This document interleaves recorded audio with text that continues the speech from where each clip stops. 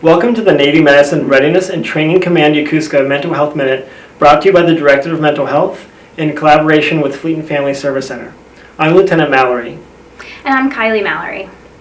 These short lessons are to help everyone deal with the stress of the COVID-19 pandemic, and today we want to focus on improving communication with your partner and your family through 3 simple strategies: early communication, I statements, and taking a rain check. With increased levels of stress and a lot of time spent together, it's normal if you're experiencing increased tension with your spouse or your kids. A few simple strategies can help us get through that tension and keep our focus on solving the problem instead of trying to win an argument. The first step is to communicate early and often.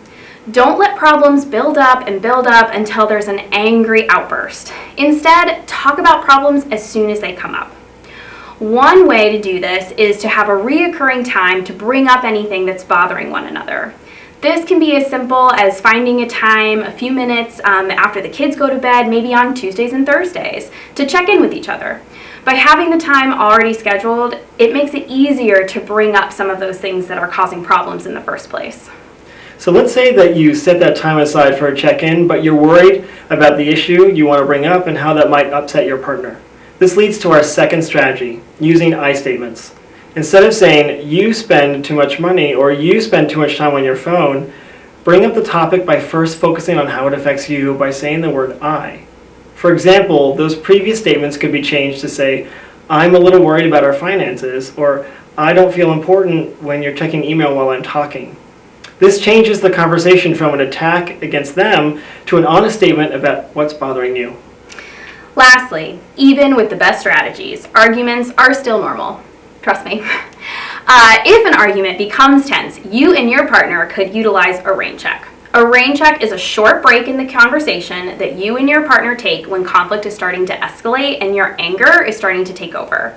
If you are attacking your partner instead of the problem, it is time to take a rain check. This gives everyone a chance to take a deep breath, calm down, and come back with a cooler head. Anyone can take a rain check, but make sure to say, I need a rain check. Keep in mind, this is different from storming out. Also, decide in advance how long a rain check is going to take. We recommend anywhere between 15 minutes and an hour. And most importantly, make sure to come back at the end of the rain check to solve the problem. So what should you do during a rain check? Don't use drugs or alcohol, but do spend that time doing something that calms you down. Maybe it's listening to music, taking a run, doing a mindfulness exercise, or writing in a journal. We recommend that you and your partner watch this video together and then have a conversation about what a rain check is going to look like in your family. And parents, guess what? These are all the tools that you can use with your kids. Instead of disciplining from a place of anger, take a rain check and come back when you're feeling calmer. Institute a family meeting to talk about how everyone is dealing with the current situation. Also, by using I statements with your kids, you're teaching them empathy and modeling a great communication strategy.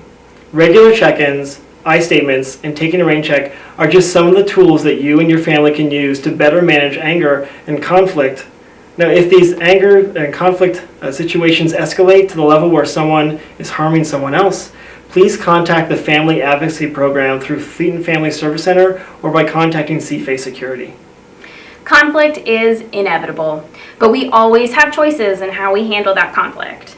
If you feel like you need additional help, you can contact Chaplain Services, Fleet and Family Support Center, the Mental Health Department, or online resources like Military OneSource. Thank you so much for your time.